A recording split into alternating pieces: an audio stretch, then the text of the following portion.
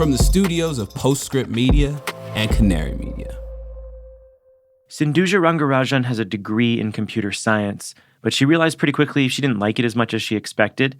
Sindhuja did like telling stories, though, and so she went back to school for journalism. When I got my journalism degree, I realized that I have these skills, programming skills, analysis skills, the ability to just open Excel and not get lost. And so I realized that I could put them to good use. About a decade ago, she became a data journalist. Sindhuja pores over data sets to uncover stories about systematic inequality in immigration, school rankings, microloans, diversity, and tech. She's now a senior investigative data reporter at Bloomberg. And this summer, she turned her attention to corporate climate accounting. The amount of hype as you open your browser or as you go to shop, you just see all of these climate pledges or you see something as climate friendly.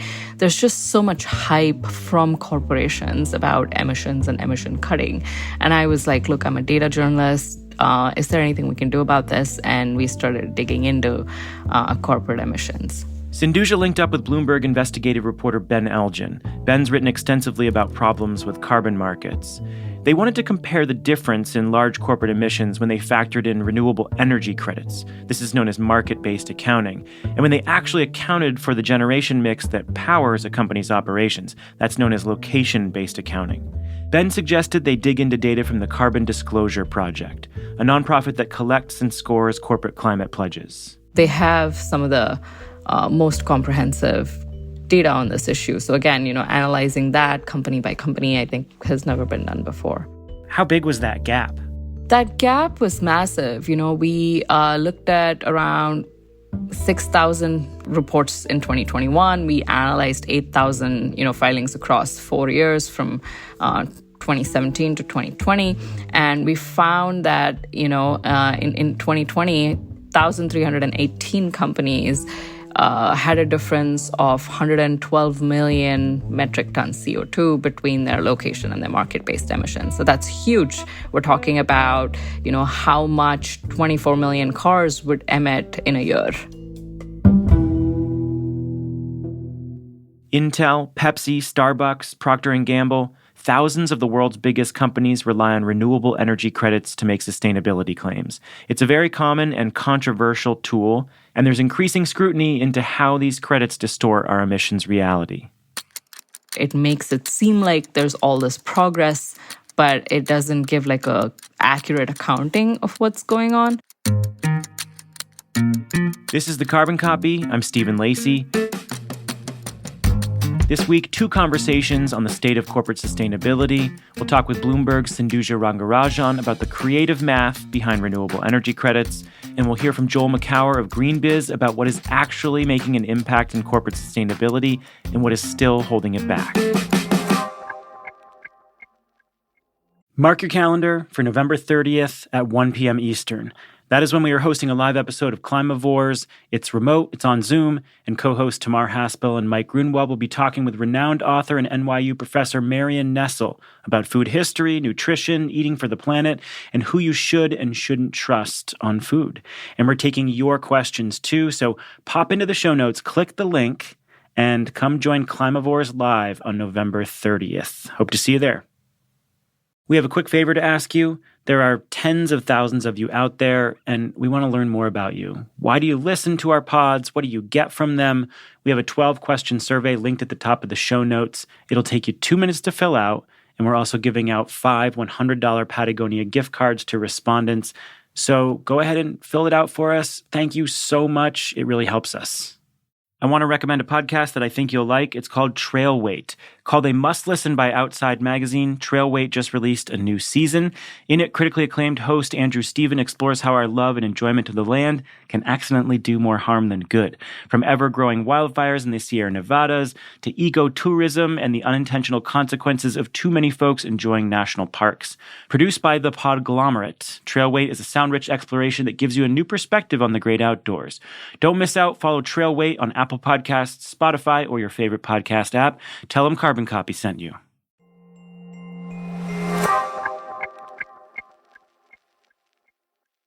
The emissions equivalent of 24 million cars. As Sindhuja said at the top of the show, that's how big the gap is between two different kinds of corporate emissions accounting.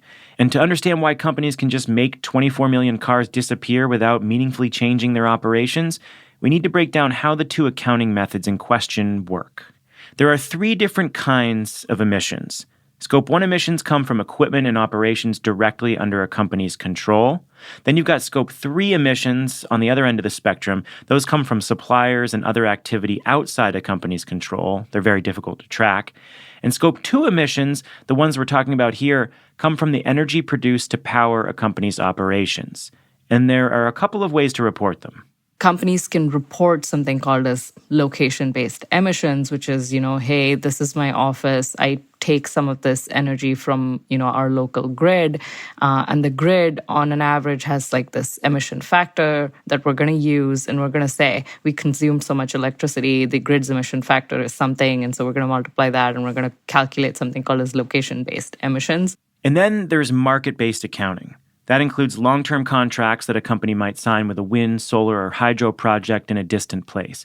Even though it might not be directly powering operations, that contract directly helped put new clean energy on the grid. It's a good thing. But this accounting method also heavily relies on a magic wand called a REC. That's a renewable energy credit. It's this certificate for the environmental value of a megawatt hour of electricity from wind, solar, or water. It's often generated in some far-off place. It's a separate tradable commodity from an actual electron. And unlike those power purchase agreements, the RECs do not support new renewables. They're just a tiny revenue stream for project developers, so they are not decarbonizing the grid. But large companies have historically gobbled them up, stuffing them into their market-based accounting models, and use them as proof of how much clean energy they're buying. When you use those market-based emissions against your goals and then you say, we've slashed our emissions by 60% or 50% or whatever it is that you claim, is it really helping the environment? The answer, at least when it comes to RECs, is probably not. A study just published in the journal Nature Climate Change looked at 115 companies with science-based targets. These are targets modeled after the Paris Climate Accord, and researchers found that 42% of planned emissions cuts from those companies will, quote, not result in real-world mitigation because they rely on RECs. Take those credits out of the picture and poof, no ability to meet their goals. Sindhuja and Ben also wanted to quantify just how much these RECs are skewing reality, and they looked at data from thousands of companies. So let's get into some of the specific claims that you were tracking and comparing. What were some of the big picture claims from top companies that you started to dig into? So, we looked at so many companies and, for example, Procter & Gamble, decided to claim that, it slashed 50% of its emissions. And then when you really look at, how they got to that 50% reduction, then a lot of it is using renewable energy credits. But if you calculate it without the credits, then that's like a difference of 12%. With Cisco, again, emissions reductions and claims using a certain form of accounting would be 60%. But then when you actually remove the credits from the equation, then their emissions have actually gone up by 22%. Another example that comes to mind is Intel, where their emissions have actually gone up by 38%. But when you calculate using renewable energy credits, then it only goes up by 17%. So there's a huge gap between when you take those credits and then when you don't take those credits. And we write about so many companies that are doing that. And some of the companies we mentioned in the story are Procter & Gamble, Cisco, Visa, Intel, Pepsi, Continental AG, and, Deloitte. So, and that's just scratching the surface in terms of the companies even doing it. Did the gap between claims and reality surprise you?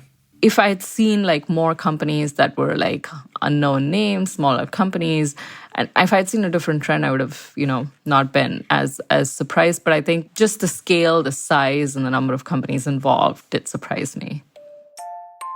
So you are a data reporter. Climate sustainability is not your specific beat. As you dug into this and come out of the story, analyzing all this data, do you think differently about corporate sustainability or the environmental claims that you hear? Absolutely. I think, the reporting process has spurred a lot of interest personally for me to look for more. because this is, analyzing scope 2 emissions, specific, instruments, but what else is out there? What else are companies doing? And I think that, particularly when it comes to climate, I feel like there's so much data that's not been mined. When you read a ESG report and you see a company slashing its emissions by 15, 20, 50, 70%, like, what do you believe? Sindhuja Rangarajan, thank you so much. A real pleasure. It was a pleasure for me as well. Thank you so much. We're going to take a quick break here. Afterward, we'll hear from GreenBiz's Joel McCower, who's been following corporate sustainability for nearly 3 decades. And he says the problems go way deeper than just accounting.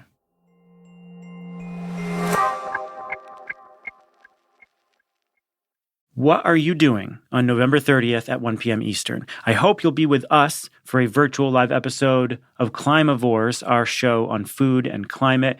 We are going to be featuring author and NYU professor Marion Nestle. Marion has been a towering and trusted figure in nutrition science. She joins Climavores co-hosts Mike Grunwald and Tamar Haspel, who will grill her about food history, food politics, food justice, and how to eat for a healthy body and healthy planet, plus who to trust on nutrition. I'm going to be moderating that event, and I hope you'll come for a lively virtual discussion on November 30th at 1 p.m. Eastern. You will be able to ask questions as well. Learn more and RSVP at the link in our show notes. As we close out the year, we're thinking about the future of our podcast slate in 2023. We are dedicated to finding the best audio stories about climate, plus business, tech, culture, and politics. And now we want to find out more about you. We've got a short 12-question survey linked in the show notes that will help us create more relevant editorial and sponsor content in our shows. We look forward to hearing from you. It's so helpful to us. And as a thank you for completing the survey, please leave your name and email at the end if you like. And if you do that, you'll have a chance to win a $100 Patagonia gift card. We've got 5 of them that we're going to be handing out. Find the survey link in our show notes. It'll take you 2 minutes and you'll get entered to win a $100 Patagonia gift card. Thanks.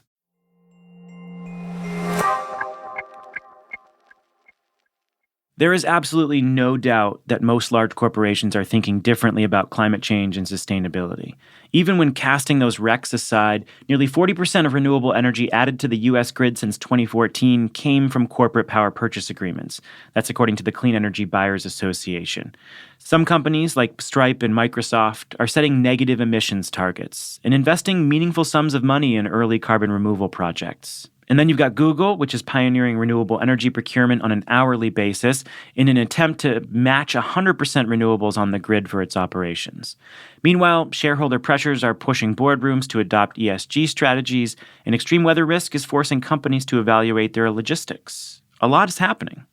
And, that's the good news. The bad news is that it's still not happening at the scale, scope, and speed that we need. Joel McCower has been following this space for 3 decades. He's someone that I've also followed closely to get a read on how corporate sustainability is playing out. He's the chairman and co-founder of the GreenBiz Group, and I caught up with him at GreenBiz's Verge conference recently. I wanted to get his read on what all this activity adds up to, because it certainly feels different, but is it actually different? Joel doesn't think we're at a stage of radical transformation yet. Well, I think it is important, but I also think it's still relatively few and far between that, yes, Microsoft, yes, Amazon, yes, Walmart, yes, a handful of other companies, mostly in the tech field, but it's the same old companies, Stephen. It's the same ones we talk about. But in the rest of the corporate world, it's still radical incrementalism, just a lot of small ball kinds of things that companies are doing that are necessary but highly insufficient and do not roll up to the magnitude of the moment. And that's the challenge, is that yes, they're and look, I've been in this field for over 30 years, and every year, certainly every few years, you can say there's some new things, circular economy, ESG, and sustainability, carbon removal, just on and on and on. And yet, so many of these events and so many of these conversations is February 2nd. It's Groundhog Day all over again. And so that's the challenge. That's the frustrating part. Most days a glass half full kind of guy, but frankly, I think the glass is just way too small. Why is that? What are the forces inside companies that are contributing to that incrementalism? in a word, change. Change, we all love the noun, but hate the verb. We like the idea of change. We need to change, things need to change. We need to change the system. We need to change the way the system. Changing itself, the verb, is actually hard to do, really hard to do. And there's a lot of resistance to that. And inside companies, it used to be back, in the day, it was like, get CEO buy-in, and CEO say, I'm in. We need to do this stuff. And the young recruits, they want this stuff. It's that big, fat, impenetrable wad of resistance called middle management that's often thwarted. They're really adept at thwarting change. And so, and some of that's, C-suite led too. They're making these commitments, but they're not really equipping, the people to and supporting them to make the kinds of changes they need to make. But I think an even bigger issue is that it's still, when it all even happens, it's still not enough. And we really need to transform our economy. We need to transform how we make and do things. We need to transform the business models. We need to transform the consumption habits. We need to change everything, and that's an extraordinarily exciting opportunity. But it means that that everybody's an threatened incumbent. And so there's, and threatened incumbents are known to throw up huge barriers and walls, and they've got lobbyists and all kinds of things. That, to me, is the biggest obstacle. It's so far just seen as a mandatory requirement, disclosure, things that's about change. And change, the only thing worse than having to change is having to be forced to change. And so, I'm sorry, I'll just be using the change word, but that's really where it comes down to.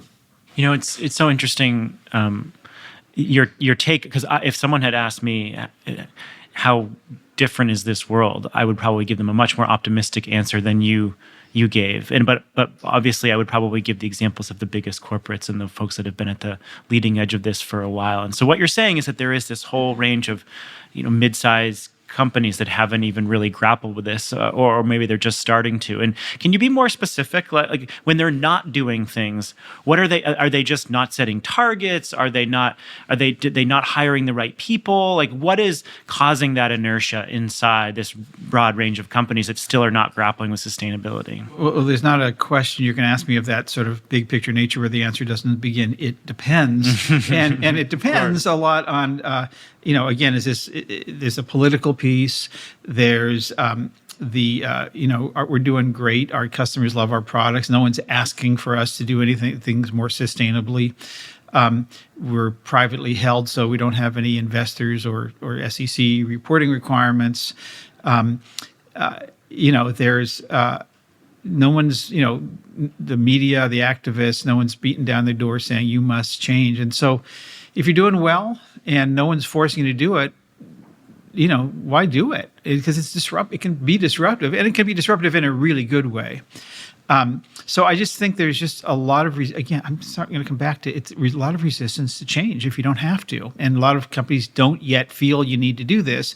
And by the way, I am an extremely optimistic person. I mean, being in sustainability is an inherently optimistic profession. We wake up every day thinking about solutions, about moon shots or earth shots now, and thinking about how do we transform things. So I don't mean to not be optimistic. We have to be, because the alternative is just too damn depressing.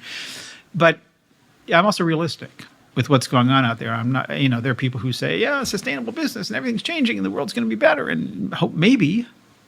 But there's just so much that's not happening yet the way it needs to happen. We are not on path to meet the Paris goals. We're not on path to meet the Sustainable Development Goals.